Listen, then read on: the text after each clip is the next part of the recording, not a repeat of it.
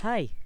Ako nga pala si Chong. At ngayong araw, may panibago na naman tayong sideline. Meron na naman ditong dinalang sirang makina. At hindi lang isa, kundi dalawa. At susubukan natin to kung kaya nating maayos. Yung sabi ng may-ari, tumatagas daw yung engine oil nito. At nung chinek ko nga yung makina, merong mga engine oil mark dito sa may fuel pump, dito sa may governor assembly, at dito sa may cylinder head gasket.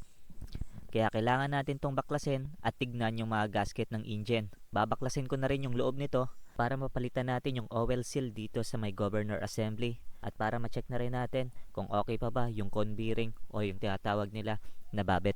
Pag dismantle ng mga parts nito, uunahin natin dito sa cylinder cuff. Gagamit tayo ng number 10 na socket wrench.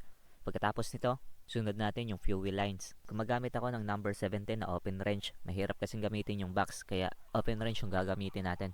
After natin na matanggal yung fuel lines, tatanggalin na natin to yung cylinder cuff para maluwagan natin yung mga nut dito sa cylinder head para matanggal natin siya. Pagtanggal ng mga nut dito sa cylinder head, gumagamit ako ng number 710 na socket wrench. Pagkatapos natin na matanggal yung mga nut, pwede na nating hugutin yung cylinder head.